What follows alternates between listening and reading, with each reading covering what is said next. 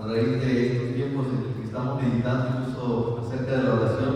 Cada vez que voy a la escritura me encuentro y veo con más claridad a las personas cuando oraban.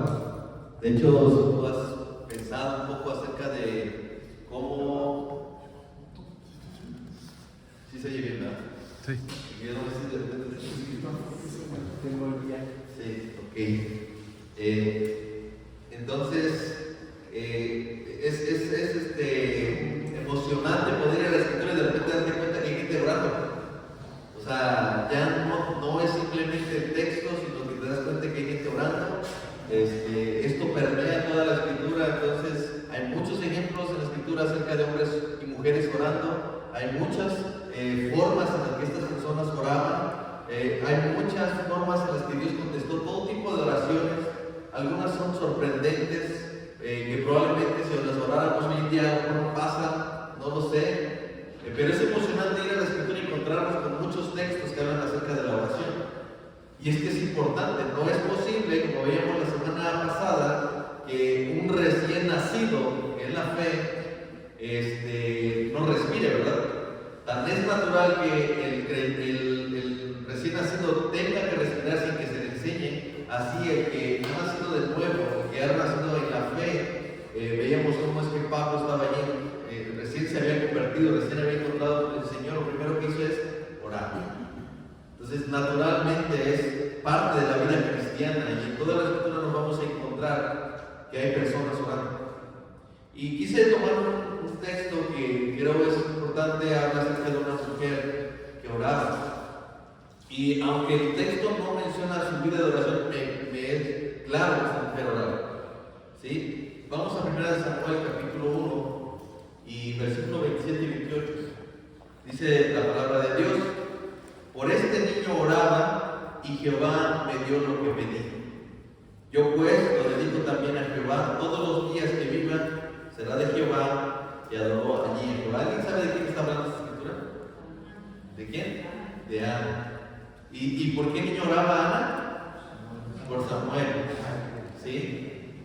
Ya solamente el hecho de decir estas dos personas, hablar de sus nombres, ya tenemos un mayor contexto y entendemos un poco más de lo que está sucediendo aquí. Pero lo más importante es que Ana estaba orando por eso, por un niño. Evidentemente ya es el momento en el que Ana regresa al tabernáculo, llega otra vez delante del sacerdote Elí y le dice: ¿te acuerdas cuando me hablaba, me viste orando y pensaste que yo estaba todavía digiriendo la sidra, que estaba yo un poquito pasada de copas? Dice: no, ¿te acuerdas que decía que por este niño oraba? Por este niño oraba y Jehová me dio lo que pedí. ¿Sí?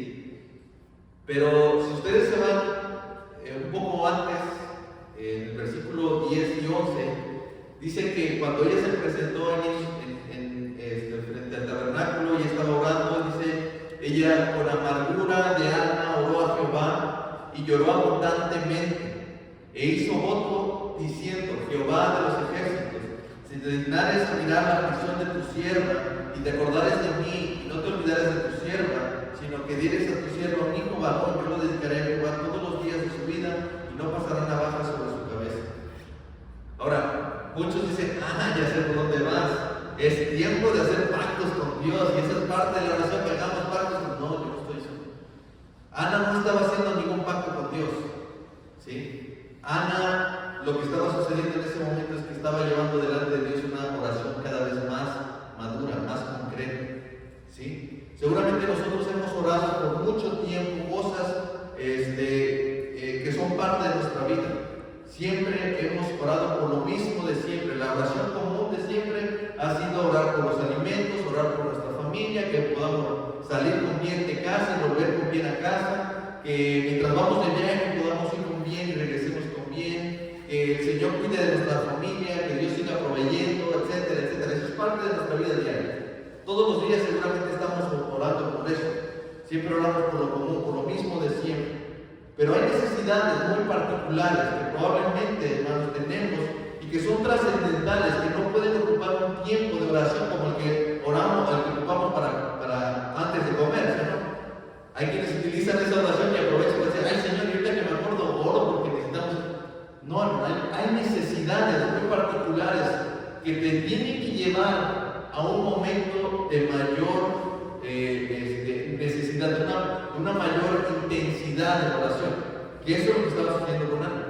O sea, ella tenía un deseo verdadero en su corazón de ser madre, ¿sí? Y era tal su necesidad de poder darle, bueno, aquí hay un contexto. Evidentemente, en el contexto habla un poco más acerca de esta relación que tenía con Elcana, su marido, y que tenía una concubina llamada Penina, y dice que era su rival. Y eso significa que Penina sí tenía hijos y ella no. Entonces, a veces pueden generarse una necesidad por una idea equivocada. Quizás lo primero que hizo orar a Ana por un hijo era para evitar tener ya una rivalidad con esta mujer, ¿sí? Y a veces ese tipo de oración que llevamos delante de Dios, oraciones muy superficiales, ¿sí? Oraciones donde decimos, yo quiero esto, pero ¿por qué lo quieres? Lo quiero para evitar rivalidad, para evitar problemas, porque yo ya quiero esto, porque yo quiero el otro. Pero lo cierto es que me doy cuenta en la oración de Ana que esa oración probablemente empezó así, pero finalmente fue madurando, ¿sí? Nosotros debemos ver que hay necesidades muy particulares y muy trascendentales, como la oración que pudiéramos tener por la salvación de nuestros hijos. Eso es trascendental. Yo no usaría solamente mi tiempo de comida antes de la comida para orar por mis hijos, ¿no? Yo llevaría un tiempo especial rogando y orando por mis hijos para que el Señor los rescate. Quizás por ese trabajo que tanto he necesitado, ¿sí? No lo voy a decir en un tiempo muy trivial. Necesito un tiempo de oración muy importante. Probablemente estoy orando por una pareja.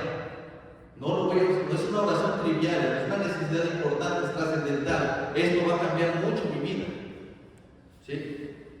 Asimismo, hay necesidades que no bastan con orarlo una sola vez. Hay que ser insistentes, debemos de seguir adelante, insistir una y otra vez y no desistir más bien ante la falta de respuesta. Porque a veces pensamos que Dios no responde, ¿no? Pero nosotros tenemos que mirar que esto es un llamado a hacer una oración con insistencia, una oración ferviente, una oración continua, consciente y madura, ¿sí? Una oración no solo debe ser constante, es decir, no se trata simplemente de repetir lo mismo todos los días, y hoy voy a...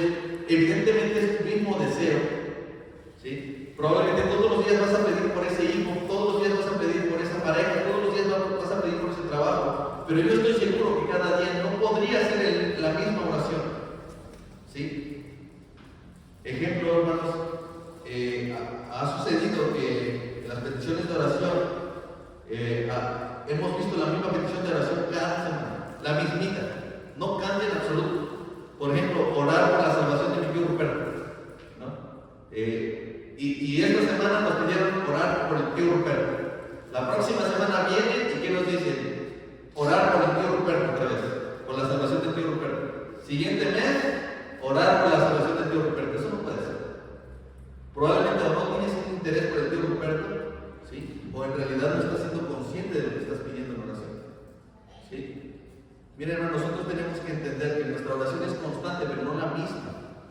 Esa oración tiene que tiene que madurar. Probablemente si yo empecé orando, Señor, salva a mi tío Ruperto, ¿sí? Así empezó, pero después me doy cuenta que no ha sucedido.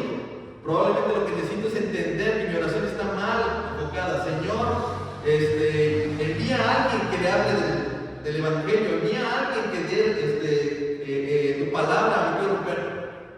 Y después te das cuenta que no sucede, entonces próximamente tiene que madurar tu oración y tú no puedes seguir orando por lo mismo de la misma manera. Tienes que terminar diciendo, Señor, envíame a mí para que yo le pueda hablar a mi Dios.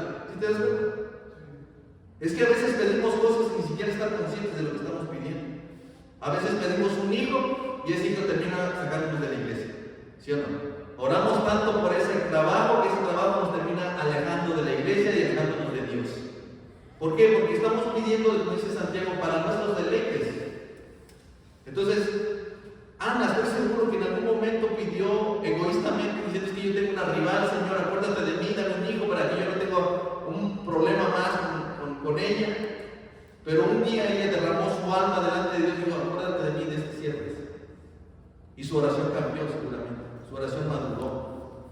¿Saben por qué? porque ella decía, yo no sé, hay personas que quieren tener hijos, pero nunca han pensado en ser padres. O sea, están orando por un hijo, no sé por qué, si va a cambiar su estatus o porque quieren mejorar su matrimonio, yo no lo sé. Pero nunca oran por ser buenos padres. No tienen la expectativa de ser buenos padres. Y entonces estamos orando inconscientemente, no sabemos ni siquiera lo que estamos pidiendo. Y lo que estamos viendo aquí con Ana es que ella oró, pero después de haber orado maduramente. ¿A qué me refiero con esa oración que maduró? Una oración que terminó siendo para la gloria de Dios y no para nosotros. Porque ella dijo, en eso no estaba haciendo un voto, ella estaba reconociendo que si ella quería ser madre, tenía que ser una buena madre. Y entonces oró no solamente por un hijo, sino por hacer lo correcto con ese hijo. Porque ella estaba casada con un hombre efrateo, que en realidad era de la tribu de Leví.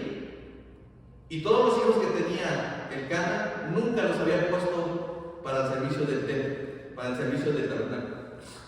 Que eso era lo que tenía que hacer. Pero Ana dijo, yo creo que si yo tuviera un hijo, debería de ser ese hijo como para la gloria de Dios. Entonces su petición fue madura. No estaba haciendo un pacto Dios Ana con Dios. Ana estaba reconociendo que si iba a ser madre, tenía que ser ella una buena madre. Y cuando digo, Señor, no es para otra cosa que yo quiero un hijo, sino para darte la gloria. Y yo quiero que te sirva. Por eso cuando va con Elí le dice, por este niño oraba y Jehová me dio lo que pedí. Yo pues lo dedico también a Jehová todos los días que viva, será de Jehová. Y adoró allí a Jehová. ¿Sabe qué pasó después de esto? Ana tuvo más hijos e hijas. ¿Sí? Porque a veces pedimos, hermanos, 5, 6. Nuestra oración termina siendo la misma todos los días, pero no madura. ¿Sí? Debemos ser insistentes, sí, pero esa insistencia muestra un interés en la forma que yo estoy orando. ¿Sí? Aunque estoy orando por la misma persona, por la misma necesidad, por la misma situación, cada día que me voy delante de Dios, me doy cuenta que he orado mal. Y mejoro mi oración. ¿Sí? Madura mi oración. Y entonces pido con mayor madurez. ¿Sí? Muchos probablemente estamos pidiendo por una casa, pero ¿para qué quieres esa casa? Estamos orando por un trabajo, sí, pero ¿para qué quieres ese trabajo? Estamos orando por un matrimonio, sí, pero ¿para qué quieres ese matrimonio? Entonces, hermanos, pensemos el día de hoy en la importancia de ser insistentes, en la importancia de presentarnos delante de Dios todos los días, hermano. Probablemente el primer día en el que comencemos a presentar nuestras peticiones delante de Dios, lo hagamos inmaduramente. Pero cuando nosotros tenemos esa insistencia, porque tenemos ese interés, seguramente cada día haremos una oración más madura, una oración más consciente de lo que estoy pidiendo. ¿O no? Entonces, hermanos, con eso en mente, tratemos de pensar y traigamos nuestras peticiones. No importa si esta es la primera vez que las vas a poner delante de Dios. No importa si esta es la segunda, la tercera o la cuarta vez. Piensa ahora, hermano, ¿cómo has pedido a Dios? Si lo que estás pidiendo tiene que ver más con tu necesidad de no seguir sufriendo, con tu necesidad de no seguir padeciendo necesidad, o si hoy puedes madurar un poco, piensa un poco, reflexiona un poco lo que estás pidiendo a Dios. Piensa cómo se lo estás pidiendo. Y quizás esta noche pueda hacer una diferencia en aquello que has orado todos estos días. Sigue siendo insistente. Dice Jesús habló de una parábola en la que él quiso decirla con la intención de mostrar la necesidad de orar sin cesar y no desmayar. ¿Ustedes se acuerdan? Como una viuda le fue a buscar a un juez que era injusto, un juez crédulo, ¿sí? A pedirle que le hiciera justicia. Y entonces, ¿qué es lo que hacía todos los días? Hazme justicia. Entonces, ¿cómo actuó el juez injusto? Dijo, pues ya mejor le voy a atender, le voy a pedir lo que me pidió, no vaya a ser que me vaya a hartar. Dios no vamos a hartar a Dios. ¿Sí? Lo que Dios quiere es que podamos ir delante de Él día y noche. Porque Él se agrada, porque cada vez que vayamos día y noche delante de Él, ¿qué va a suceder? Que nosotros vamos a orar con mayor conciencia. Nuestra necesidad vamos a presentarla delante de Dios con mayor madurez, ¿sí? Hasta que el Señor responda. Dice la Escritura, ¿acaso Dios no hará justicia a sus escogidos que claman a Él día y noche? ¿Se tardará en responderles? Les digo que pronto les hará justicia. ¿Sí? Entonces seamos insistentes. No traigamos la misma oración de siempre. Reflexionemos cómo hemos estado orando, presentemos una y otra vez delante de Dios nuestras peticiones, porque Dios nos hará justicia. Amén. Pues con eso en mente, hermanos, voy a pedirles que, igual que la semana pasada, creo que es algo que funcionó muy bien. Busca ahí 2 o 3 personas, reúnete con 2 o 3 personas, comparte tus necesidades de oración y cada uno ore por lo que está ahí compartiendo. Entonces, tengo que te pongas de pie, acércate a alguien y compártele lo que estás necesitando. ¿Sí? Reflexiona quizás un poco en qué estás pidiendo, cómo se lo estás pidiendo a Dios, y con estas palabras en mente, recuerda, Dios pronto te hará justicia. No se va a tardar en responder a los que claman día y noche, a los que insisten día y noche. Amén. Entonces, te pido ponte de pie, busca ahí